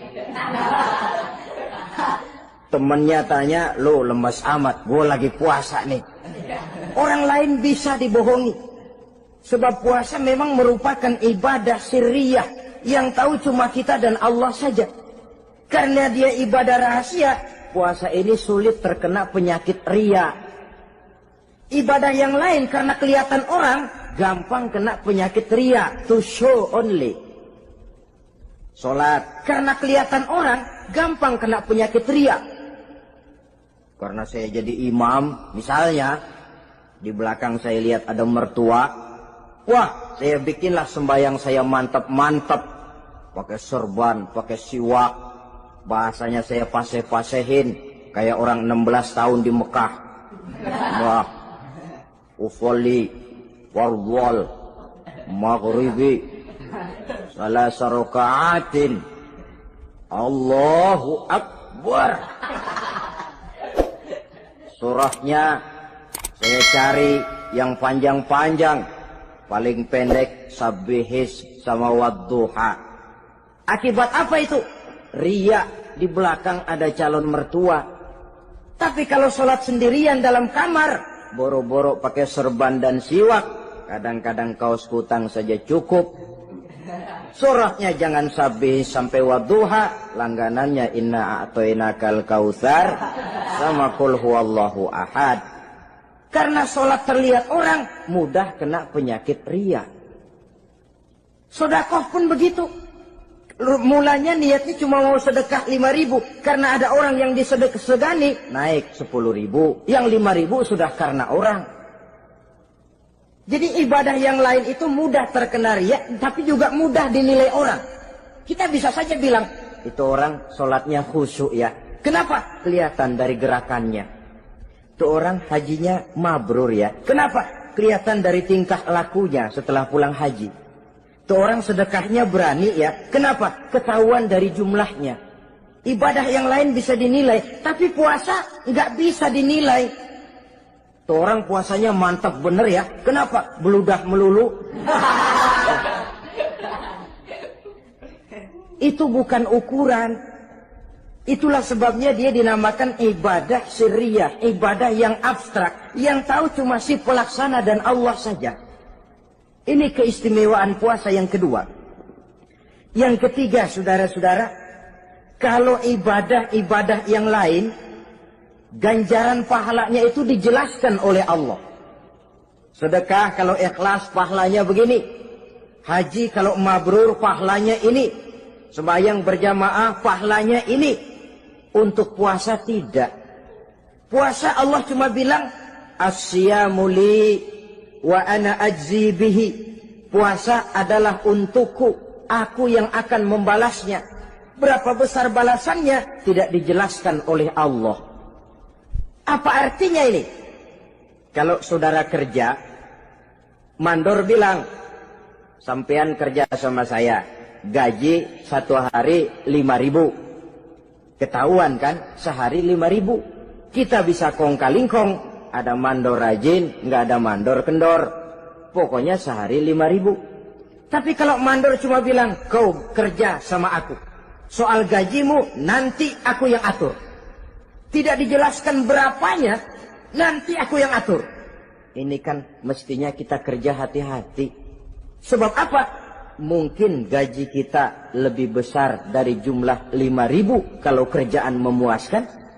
Mungkin tidak digaji sama sekali kalau kerjaan berantakan. Tidak dijelaskannya pahala puasa menjadi sugesti bagi kita untuk melaksanakan ibadah ini dengan sebaik-baiknya. Mungkin gaji sangat besar, mungkin tidak digaji sama sekali. Sebab kata Nabi, kam min shaimin laisa lahu min siyamihi illa al-ju' wal 'atsh. Berapa banyak orang puasa, dia tidak memperoleh apa-apa dari puasanya kecuali lapar dan haus saja. Puasa sah, kewajiban gugur, nilai 0.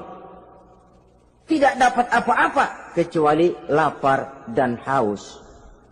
Jadi inilah keistimewaan daripada ibadah puasa. Saudara hadirin yang saya hormati, kemudian apa sih perlunya kita melaksanakan ibadah puasa ini? Namanya syahwat. Kalau itu kita kendalikan, maka langkah hidup ini akan menjadi lurus karenanya. Benar kalau Nabi menyatakan, Iza ja'a Ramadan, futihat abwabus sama, wa ghulliqat abwabun nar, wa sufsidatis sayatin. Apabila datang bulan suci Ramadan, dibuka pintu langit, dibuka pintu surga, ditutup pintu neraka, dan diikat setan-setan itu. Siapa yang ikat setan? Puasa kita. Dengan puasa kita mengendalikan nafsu. Kalau nafsu kita kendalikan, setan nggak berkutik. Jadi yang mengendalikan nafsu itu nilai puasa.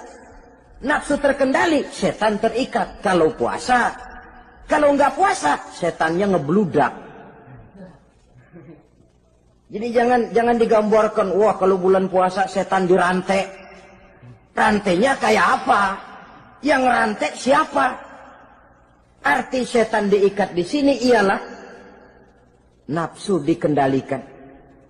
Dengan apa? Mengatur makan dan minum. Puasa kan sebenarnya logikanya mengatur perpindahan waktu makan dan minum saja.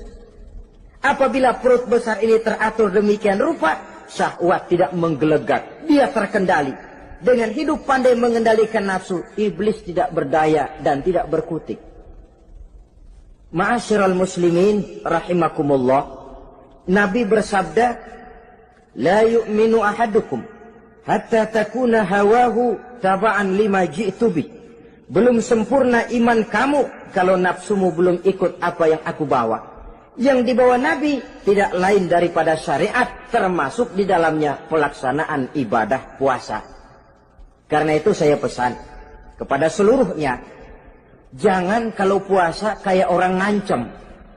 Siang bisa mengendalikan nafsu, tapi begitu maghrib berbunyi, nafsu sudah tidak terkendalikan lagi. Itu namanya puasa orang ngancem. Kayaknya, biarin siang gua tahan, ntar lo maghrib. Begitu maghrib berbunyi, sudah macam bendungan pecah. Semua isi meja pindah ke perut. Akhirnya, kalau siang dia setengah mati kelaparan, habis buka setengah mati kekenyangan. Dua-duanya jelek. Kalau sudah kekenyangan, yang enak kan ngukur balik. Tidur. Maghrib liwat, isya out, trawek boten. Temennya nyamper ke masjid yuk trawek duluan deh, gua kenyang bener nih. Kenyang. Berbuka itu yang bagus pakai etik ya, etika buka itu. Maghrib berbunyi, Cukup seteguk air, 3 butir korma, atau sepotong kue. Sholat maghrib. Selesai sholat maghrib, masuk ronde kedua. Waktunya agak panjang. Makan ala qadarnya.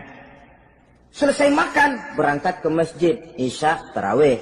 Pulang tarawih, masuk ronde ketiga. Waktunya panjang. Mau habis-habisan juga nggak apa-apa. Tapi kalau begitu maghrib berbunyi langsung dipukul 1 ronde, kita yang rubuh. Kekenyangan. Waktu siang dia sanggup mengendalikan nafsu. Tapi begitu maghrib berbunyi, nafsu sudah tidak terkendali lagi. Asar, pengaruh puasa tidak akan membekas dalam jiwanya. Siang jelas puasa, nggak boleh ngerokok. Begitu maghrib sampai imsak kayak lokomotif. Kelebal, nggak berhenti-berhenti. Tidak lagi sanggup mengendalikan diri. Mumpung boleh, katanya. Sampai pernah kejadian ada orang bangun sahur kesiangan. Bingung dia, waktunya tinggal dikit. Mau sahur dulu, nggak keburu ngerokok. Mau ngerokok dulu, takut nggak keburu sahur. Akhirnya bareng. Sebelah nyuap nasi, sebelah ngerokok. Itu macam mana rasanya kalau sudah kayak begitu? Padahal pengaruh daripada melaksanakan puasa akan terlihat dari sejauh mana seseorang dalam hidup mampu mengendalikan nafsu. Bukan pada waktu memang dilarang, tapi pada waktu diizinkan. Di situ yang paling kelihatan. Kalau waktu siang saudara mampu mengendalikan nafsu, itu jelas saja memang seharusnya wong puasa. Malam dalam keadaan makan boleh, minum boleh, masih mampu mengendalikan nafsu. Dalam arti makan dan minum pada batas yang wajar saja. Itulah yang dikehendaki dari melaksanakan ibadah puasa. Sehingga ibadah itu membekas dan ikut membentuk kepribadian orang. Sekali lagi, jangan cuma waktu siang saja bisa mengendalikan nafsu. Di waktu malam pun dalam kondisi yang memang dihalalkan, kita juga hendaknya mampu mengendalikan nafsu. Jadi inilah perlunya puasa yang pertama, supaya kita bisa mengendalikan nafsu. Yang kedua, puasa itu melatih kita hidup sederhana. Orang sufi mengajarkan, orang yang paling kaya ini sebenarnya orang yang hidupnya paling cukup. Sedangkan orang miskin adalah orang yang kebutuhannya kelewat banyak. Maka yang paling kaya, bahkan yang maha kaya, itu sebenarnya cuma Allah. Sebab apa? Dia nggak perlu apa-apa. Makin banyak keperluan kita, makin miskin kita. Coba orang puasa lihat. Kalau sudah jam 2, jam 3, itulah barangkali memang termasuk godaannya dalam melaksanakan ibadah puasa. Kalau jam 1 siang, jam 2 siang, jangankan makanan enak, nangka busuk kita lihat legit. Barangkali cobaan di dalam melaksanakan ibadah puasa. Tapi kalau sudah maghrib berbunyi, berbuka kita kena seteguk air, sepotong roti, 3 butir korma, kenyang rasanya. Kemana keinginan yang tadi begitu menggebu-gebu? Oh, bisikan nafsu rupanya itu. Makin dalam kita merenung, makin sampai kita kepada bentuk kesederhanaan di dalam hidup ini. Puasa membentuk pribadi seorang muslim untuk jauh daripada sifat tamak bin rakus alias rakah. Tamak itu berasal dari kalimat toma dalam bahasa Arab yang sifatnya sudah terukir dari hurufnya. Huruf to, tengahnya bolong. Huruf mim, tengahnya bolong. Huruf ain, mulutnya mangap, perutnya gede. Jadi orang tamak macam itulah. Apapun yang diberikan Allah tidak pernah ada cukupnya dan tidak pernah ada syukurnya. Sehingga Nabi menjelaskan, lau anna libni Adam wadiyani min zahabin labtagha lahuma thalisan wala yamla'u jawfa ibn Adam illa turab. Andai kata manusia mempunyai 2 buah ladang yang seluruhnya emas, tidak usah kepalang tanggung, ladang emas, 2 ladang semuanya ladang emas, dia tidak akan puas, dia akan mencari lagi ladang yang ketiga. Wala yamla'u jawfa ibna Adam illa turab. Mulut manusia ini memang tidak akan pernah penuh kecuali kalau sudah diisi dengan tanah. Kapan diisi dengan tanah? Kalau sudah menghadap ke arah kiblat di liang lahat, nah itu baru mulut udah nggak ngerawil, diam, tenang, kalem. Diisi dengan tanah. Dengan demikian kita lihat bahwa puasa makin kita hayati, makin dekat kita kepada kesederhanaan di dalam kehidupan ini. Islam tidak melarang orang untuk kaya, untuk punya harta. Yang dilarang ialah sifat rakus, serakah, dan tamak. Karena ini akan membuat orang melakukan segala macam cara, ingkar kepada nikmat Allah, tidak pandai bersyukur, pandangan matanya selalu diarahkan ke atas. Dikala hidupnya sudah serba cukup, dia masih merasa kurang. Sebab itu dia selalu kurang. Dia sudah kaya tapi masih merasa miskin saja, maka hidupnya pun miskin terus. Saudara-saudara ma'asyiral muslimin, ini hikmah yang kedua kenapa kita perlu puasa. Yang ketiga, puasa itu melatih kita cinta kepada fakir miskin, orang-orang yang tidak mampu, yang memerlukan pertolongan. Bagaimana caranya? Dunia pendidikan berkata bahwa pendidikan akan lebih berhasil kalau bersifat audiovisual. Mengajar anak berenang, bawa ke kolam. Mengajar anak naik sepeda, berikan sepedanya. Mengajar orang cinta fakir miskin, rasakan apa yang dirasakan oleh fakir miskin. Apa itu? Lapar, haus. Kan nggak bisa ngajarin anak berenang teori saja. Ke kolam nggak pernah. Teori hafal luar kepala. Gaya dada begini, gaya 200 meter begini, gaya kupu-kupu begini, gaya bebas begini. Teori hafal ke kolam nggak pernah. Sekali terjun gaya batu. Sudah nggak timbul-timbul lagi. Nggak bisa ngajar anak naik sepeda cuma teori saja. Sepedanya tidak pernah diberikan. Hafal teori, bab 1 pegang stang. Bab 2 dorong. Bab 3 kaki kanan naik pedal kanan. Bab 4 genjot. Hafal teori, megang sepeda nggak pernah. Begitu dikasih sepeda dia naik, habis tukang bakso. Pun mendidik orang cinta kepada fakir miskin tidak bisa cuma lewat seminar, kongres, penataran, indoktrinasi. Diadakan simposium, seminar, diskusi, supaya orang cinta kepada fakir miskin, tapi yang bicara orang kenyang semua.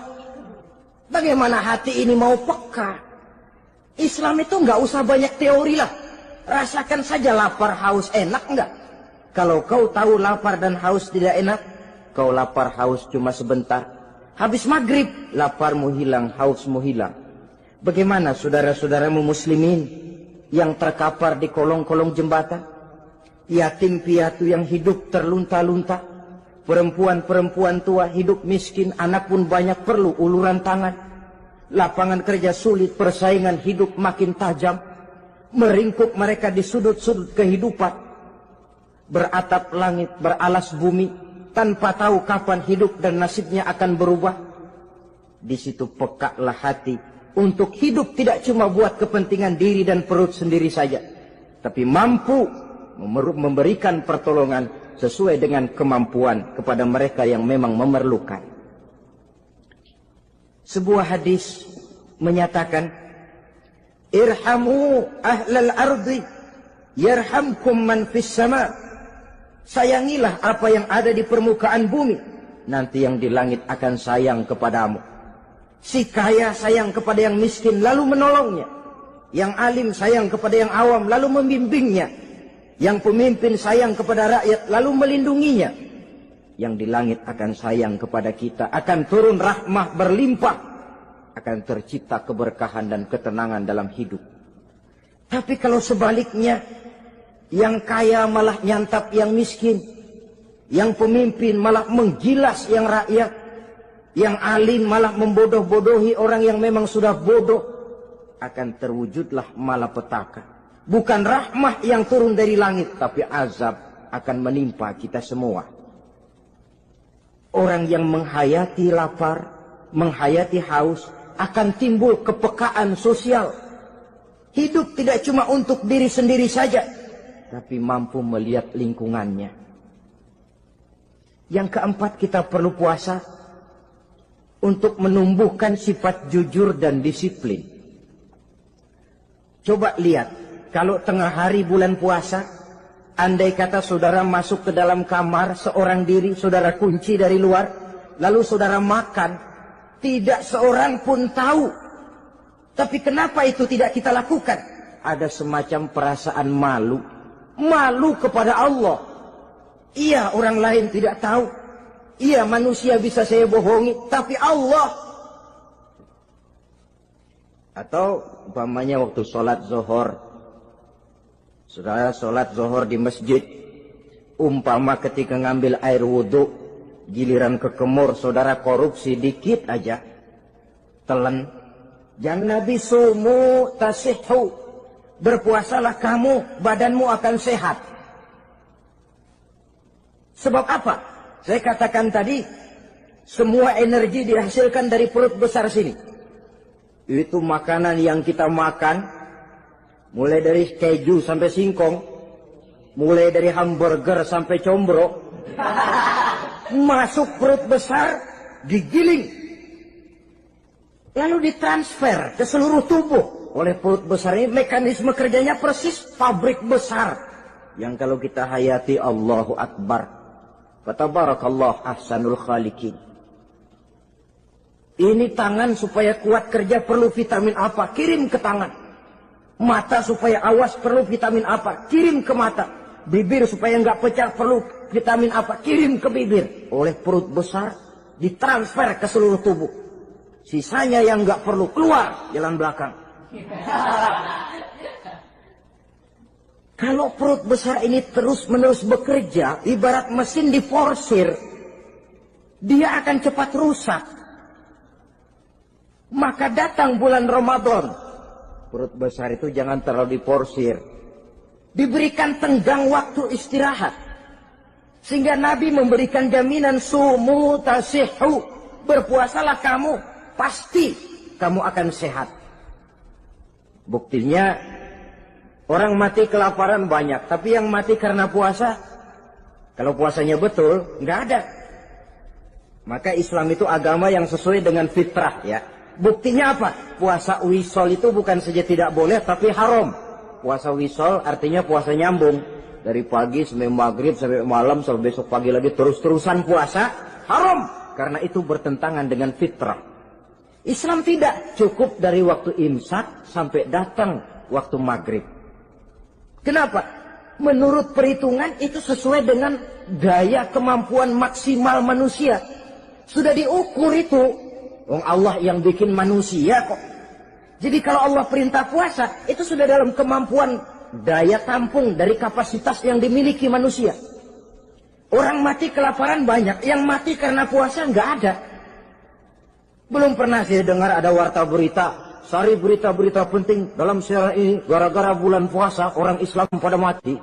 Nggak ada.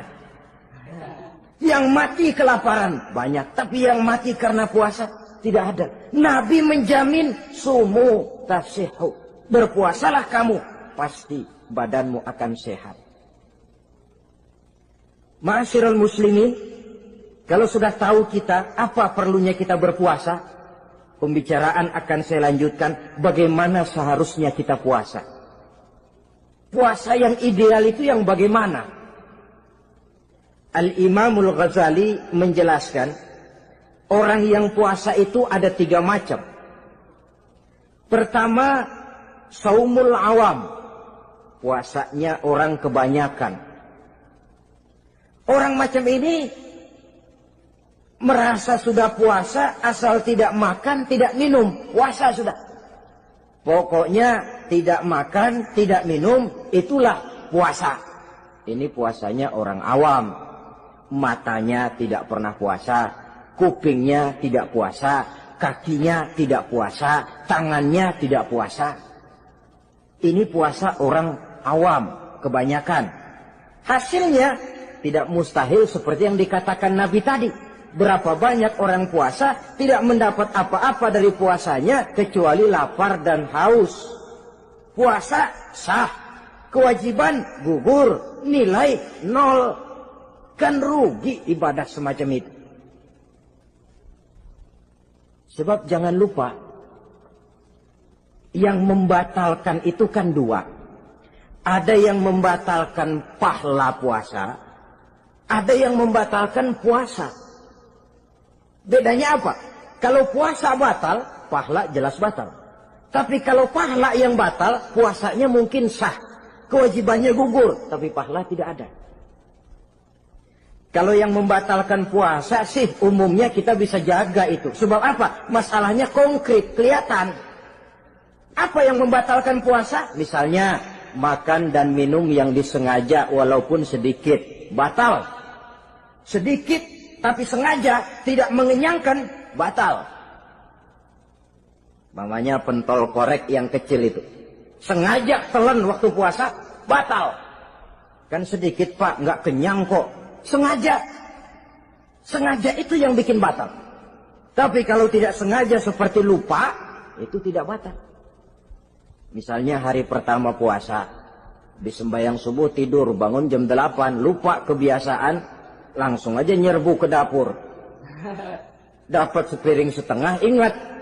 Astagfirullah, lagi puasa, betul. Setelah ingat bagaimana? Yang masih ada di mulut keluarkan, berkemur, lanjutkan puasanya, sah. Perkara sepiring setengah yang udah kadang masuk bagaimana pak? Itu rezeki. Lawang orang lupa.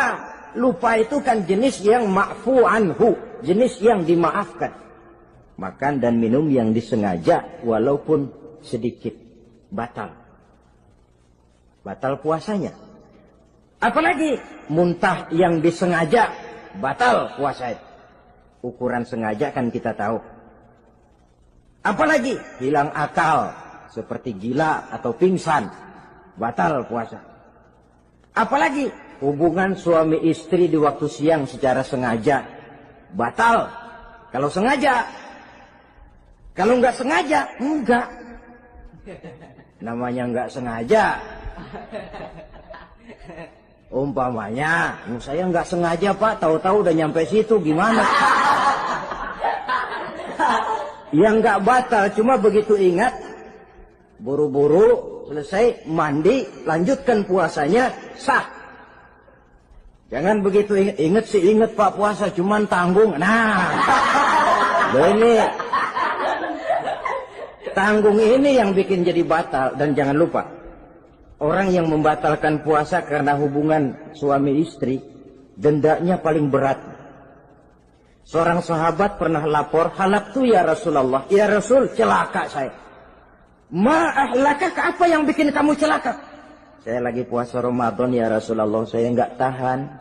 Lalu, saya nyelonong sama istri saya. Pengantin baru ini rupanya. Nyelonong bagaimana? Ya nyelonong.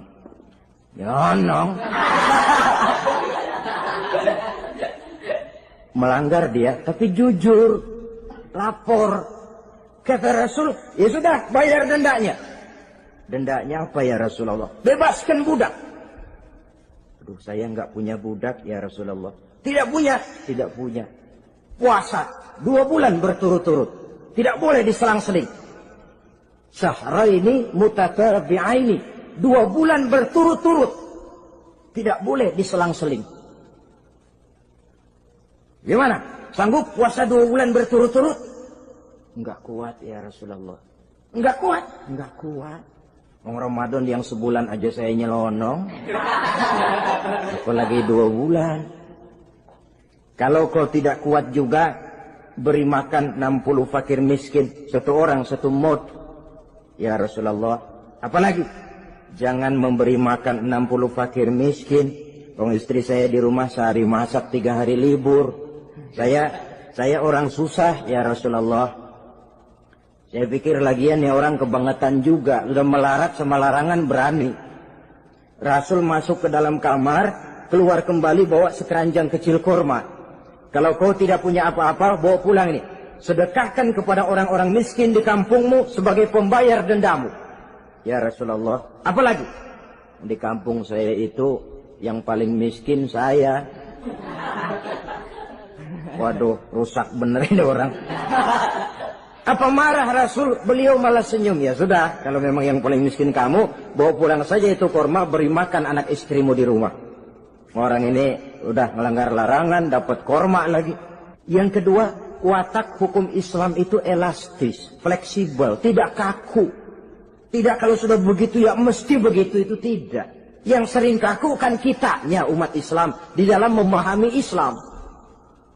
Saudara hadirin yang saya hormati, yang tidak boleh itu pun di waktu siang.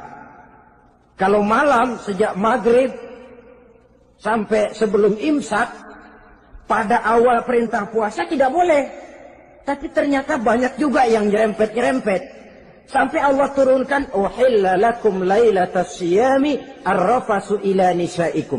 Dihalalkan bagi kamu pada malam puasa bergaul dengan istrimu. Jadi barangkali di antara pendengar ini ada yang pengantin baru, tolong sabarlah di waktu siang. Tunggu maghrib berbunyi. Kalau sudah maghrib habis buka, mau buka lagi juga nggak apa-apa. Terserah saja. Ini yang membatalkan puasa. Yang kita sulit mengontrol, yang membatalkan pahalanya. Apa misalnya? Ngomong-ngomongin orang. Puasa. Ngomongin orang jalan terus. Itu ya tetangga kita. Kenapa emang? Oh, anu. Kita sih bukan ngomongin orang ini. Bukan ngomongin orang katanya. Ngomongin tuyul. Anu. Bohong. Orang puasa bohong, apa puasanya batal? Tidak. Puasanya sah. Yang batal mungkin pahalanya. Saudara-saudara ma'asyiral muslimin rahimakumullah. Mata, terutama di kota-kota besar, menjaga mata ini. Kadang-kadang kita nggak pengen lihat, tapi kelihatan. Sebab itu memang yang tidak boleh ngeliatin. Kalau kelihatan, lain. Kelihatan itu kan rezeki. Orang kita nggak mau tapi kelihatan. Yang kelihatan itu sebentar. Kata Imam Ali, nazaratul ula laka wa tsaniyatu alaika. Pandangan pertama untukmu, yang kedua atasmu. Jadi begitu kelihatan, ya sudah. Jangan kelihatan tapi manteng aja enggak mau. Jadi mantengnya ini yang jadi urusan. Saudara hadirin yang saya hormati, dengan kata lain, berusahalah kita untuk puasa zahir batin. Itu yang pertama tadi. Puasa tingkatnya orang saumul awam disebut. Tingkat yang kedua, saumul khawas. Puasanya orang khusus. Bagaimana ini? Di samping tidak makan dan tidak minum, panca inderanya sudah ikut puasa. Matanya puasa. Kupingnya puasa. Asal ada diajak ngomong-ngomongin orang, maaf ya, kuping saya lagi puasa.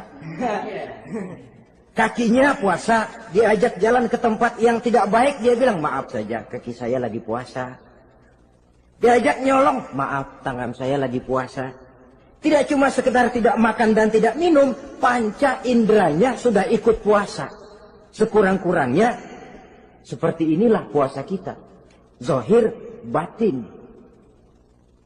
Nah, yang tertinggi disebut saumu khawasil khawas. Puasa orang khusus yang lebih khusus lagi. Ini sudah the first class ini. Puasanya orang fit. Bagaimana puasanya orang ini?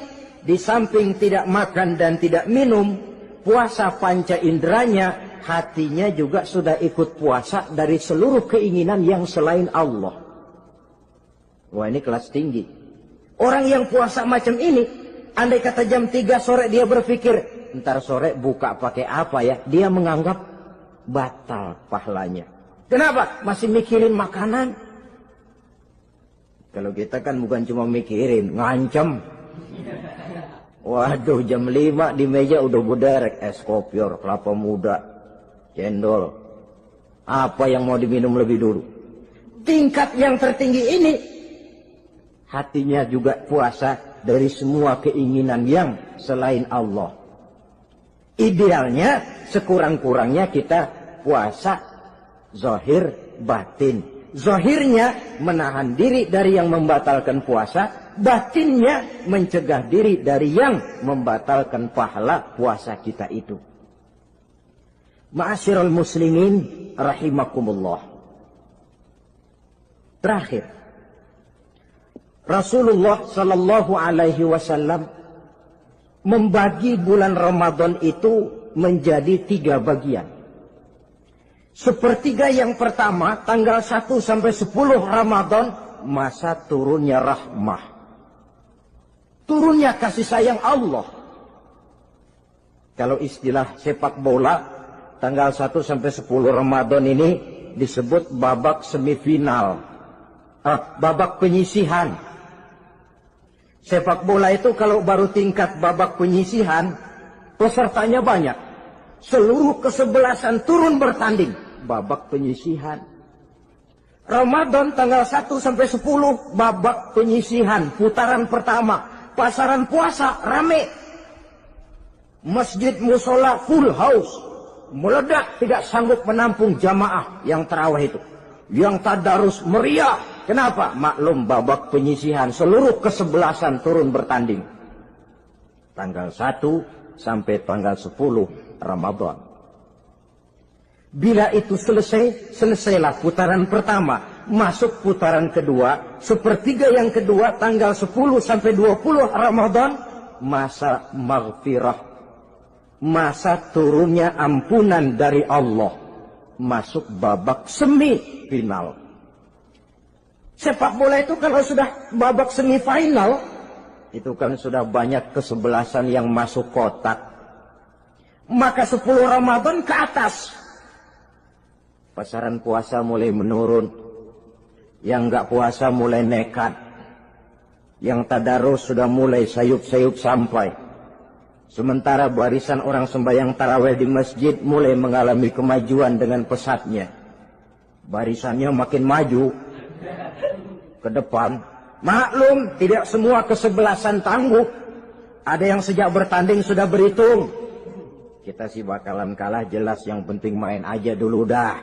Ada yang rajin ke masjid, motifnya lain. Ada karena ikut-ikutan teman, karena malu sama mertua, rajin terawih, karena nganterin, rajin terawih, bayangnya paling belakang berdua lagi.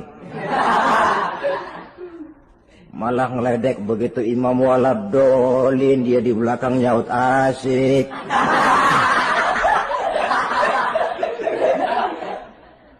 Yang kayak begini ini sudah nggak bakal tahan lama. Akan gugur di babak semifinal. Puncaknya, putaran terakhir, tanggal 20 sampai akhir Ramadan, masa itkun minan nar, masa pembebasan dari api neraka. Masuk babak final.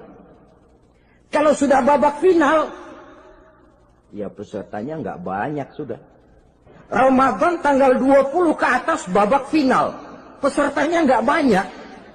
Sebab apa? 20 Ramadan ke atas pikiran orang sudah bercabang itu. Yang punya kampung sudah siap-siap mau pulang mudik. Lebaran di buah kampung. Puasa kayak enggak, yang penting pokoknya lebaran. Yang pegawai negeri gajinya kecil, anaknya banyak, palanya ngebet. Yang belum punya sepatu, belum punya baju, macam-macam problem, sehingga konsentrasi ibadah menurun. Padahal Nabi sangat menganjurkan tingkatkan ibadah, la siyama fi ashril awakhir, lebih-lebih pada hari 10 yang akhir, tanggal 20 sampai akhir Ramadan. Di situ dianjurkan memperbanyak ibadah, i'tikaf, tarawih, tadarus Quran, bersedekah, amalan-amalan sunnah yang sangat dianjurkan di bulan suci Ramadan ini. Nah, mereka yang keluar sebagai finalis Ramadan, Allah Subhanahu wa ta'ala berkenan memberikan piagam penghargaan. Di atas piagam itu tertulis dengan nyata, ghufira lahu ma taqaddama min zambihi. Pemegang piagam ini dinyatakan keluar sebagai finalis Ramadan, kepadanya diberikan penghargaan dengan jaminan ampun terhadap seluruh dosa yang pernah dia kerjakan. Sehingga dia keluar Ramadan, masuk 1 Syawal, seperti bayi baru dilahirkan oleh ibunya. Bersih tanpa dosa, karena sudah dibersihkan oleh ibadah Ramadan. Sehingga masuk Syawal, dia rayakan Idul Fitri, dia pantas mengucapkan minal aidin wal faizin. Minal aidin artinya, semoga kita termasuk orang yang kembali. Kembali kemana? Kembali kepada fitrah. Seperti bayi baru dilahirkan oleh ibunya. Tidak punya dosa kepada Allah, karena sudah dibersihkan oleh ibadah Ramadan. Ini orang yang finalis.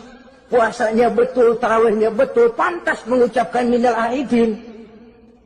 Dan kalau tarawih cuma 2 malam, puasa 3 hari. Lebaran paling rajin, mas minal aidin, ya minal aidin. Nggak tahu diri lo. Minal aidin dari mana? Saudara hadirin, dosa kepada Allah bersih oleh ibadah Ramadan.